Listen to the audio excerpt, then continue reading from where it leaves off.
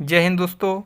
आज की इस वीडियो में हम कुछ महत्वपूर्ण प्रश्नों पर चर्चा करेंगे जो नवोदय प्रवेश परीक्षा 6 और 8 कक्षा 6 और कक्षा 8 के लिए बहुत ही महत्वपूर्ण है। इससे एक या दो प्रश्न दोस्तों आपकी परीक्षा में आता है। आप इस प्रश्न को ज़रूर देखिए दोस्तों, ये बहुत ही उपयोगी प्रश्न है। यदि पेपर में आता है तो आप इस तरह के प्रश्न को छोड़कर ना आए। तो इसके लिए आपको दोस्तों ये वीडियो प्रारंभ से अंत तक देखनी है। तो दोस्तों हम आपको बहुत ही स्लो वे में बताएंगे कि इस तरह के प्रश्नों को कैसे किया जा सकता है। तो दोस्तों इस तरह के प्रश्नों को करने के लिए अब हम इस वीडियो को प्रारंभ करते हैं और सबसे पहले प्रश्न नंबर 1 पर डिस्कस करते हैं। तो दोस्तों प्रश्न नंबर 1 है, वह छोटी से छोटी संख्या क्या है जिसमें 12 से गुणा करने पर 16 का गुणज प्राप्त हो।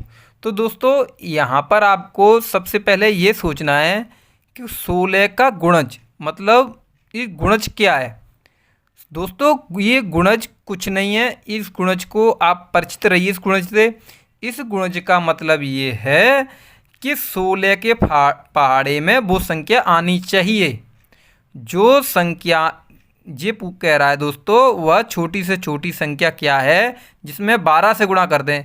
कोई संख्या हो दोस्तों, उसमें यदि हम 12 से गुणा कर दें और गुणा करने पर जो गुणनफल आए वो 16 के पहाड़े में आना चाहिए, मतलब वो संख्या 16 से पूर्णतः विभाजित होनी चाहिए। तो दोस्तों इस तरह के प्रश्नों को करने के लिए सबसे पहले हम क्या करेंगे, आप देखते हैं। दोस्तों सबसे पहले हमको क्या करना है, इस 12 के अभाज्य गुणनखंड कर लेने हैं। तो दोस्तों 12 के अभाज्य गुणनखंड करने के लिए हम क्या करेंगे, इस तरह से दोस्तों 12 के हम क्या करेंगे अभाज्य गुणनखंड। तो दोस्तों 2 से इसको विभाजित करेंगे तो 2 छिक्के 12, फिर 2 से दोस्तों 2 तिया 6, फिर दोस्तों 3 से 3 एकन 3। ठीक है दोस्तों, इसके अभाज्य गुणनखंड हो गए दोस्तों। अब हम क्या करेंगे दोस्तों, इस 16 का भी अभाज्य गुणनखंड करेंगे। इस 16 के क्या करेंगे दोस्तों हम अभाज्य गुणनखंड। तो अभाज्य गुणनखंड करने के लिए सबसे पहले 16 लिखेंगे दोस्तों, और इस तरह से कुछ हम लाइनें करते हैं और उसके बाद इसको हम देखेंगे दोस्तों कितने से विभाजित हो सकती है। ये 2 से होगी। दोस्तों ये ध्यान रखना, आपको अभाज्य संख्याओं से ही ये विभक्त करने हैं। ठीक है दोस्तों, तो सबसे पहले हम 2 से करेंगे तो 2 से हो जाएगा दोस्तों ये 8 बार। उसके बाद पुनः 2 से करेंगे दोस्तों, फिर ये 2 से होगा दोस्तों 4 बार। उसके बाद दोस्तों हम पुनः इसको 2 से करेंगे और 2 से होगा ये दोस्तों 2 बार, और फिर 2 से होगा दोस्तों ये 1 बार।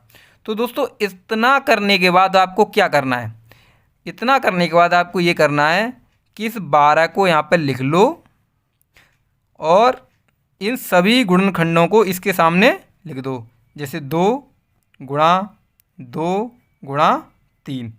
ठीक है दोस्तों, उसके बाद क्या करना है आपको, इस 16 को यहाँ पे लिखो और इसके सभी गुणनखंडों को इसके सामने लिख दो, जैसे 2 गुणा 2 दूनी 4 दूनी 8 दूनी 16।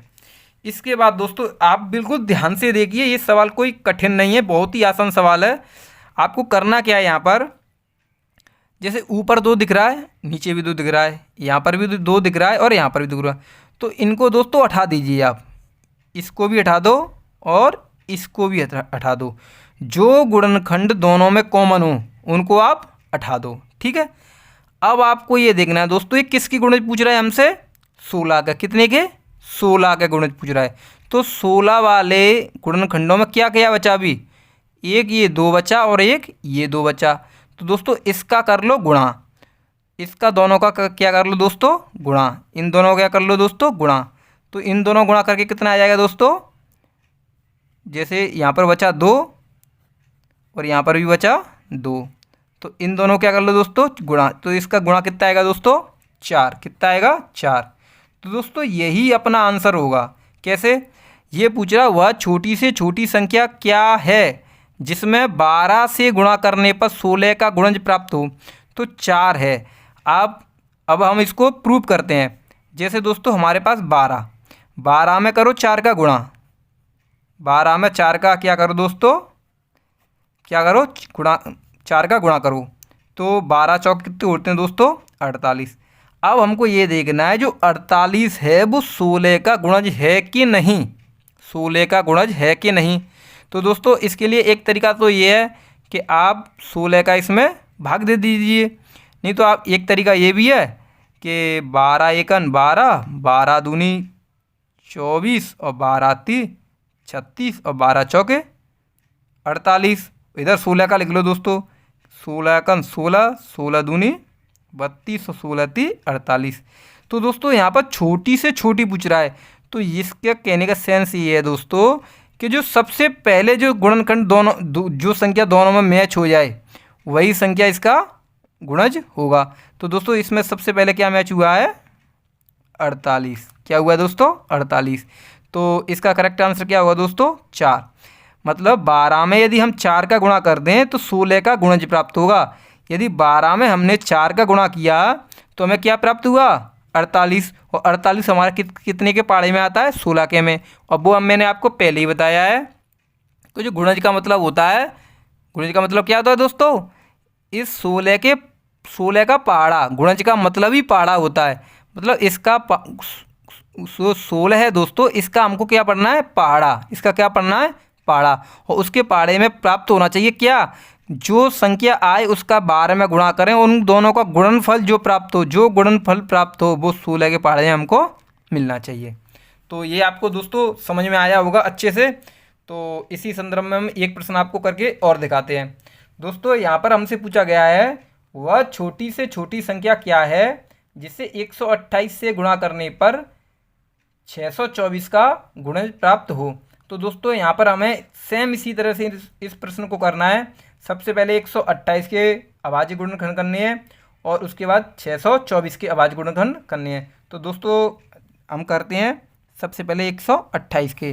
तो दोस्तों 128 के करते हैं हम, 2 से 2 छिक्के 12, 2 चौके 8, उसके बाद 2 से द्वितीय 6 और 2 दूनी 4, उसके बाद दोस्तों 2 से ये 16 बार, 2 से दोस्तों 8 बार, 2 से दोस्तों 4 बार, 2 से दोस्तों 2 बार और 2 से दोस्तों 1 बार। ठीक है दोस्तों, अब करते हैं 624 के दोस्तों अभाज्य गुणनखंड।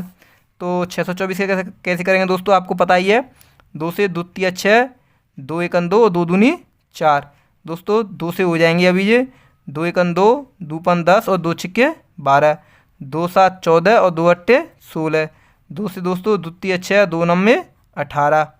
अब दोस्तों ये कितने करेंगे, 3 से, 3 एकन 3, 3 त्रिक 9, और अब दोस्तों ये कितने से कटेगा, कितने से कटेगा दोस्तों, अब ये विभाजित होगा दोस्तों 13 से, कितने से, 13 से, 13 एकन 13।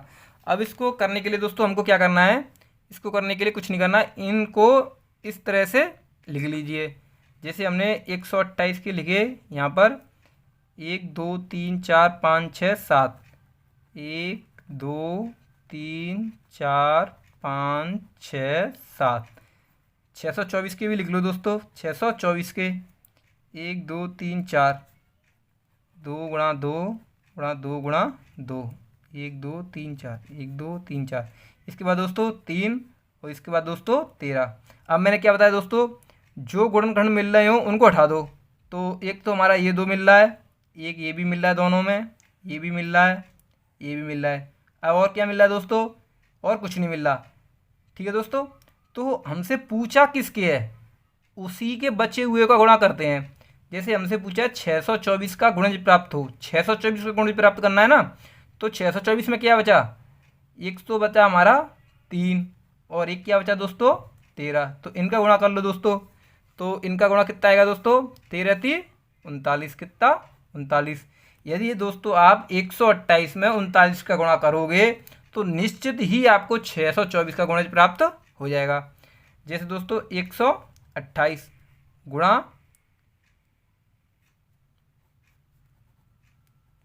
39 गुणा 39। आप दोस्तों इसको करना, और मैं आपको निश्चित बता रहा हूँ इसका जो आपको 624 का इसमें गुणज प्राप्त होगा। ठीक है दोस्तों, तो दोस्तों कुछ प्रश्न आप यदि करना चाहो तो हम आपके लिए लेके आए हैं। इन प्रश्नों को आप अपने आप करके आंसर निकालो और अभ्यास करो। और दोस्तों ऐसी ही नई वीडियो देखने के लिए आप हमारे चैनल को लाइक करें और सब्सक्राइब करें। धन्यवाद दोस्तों।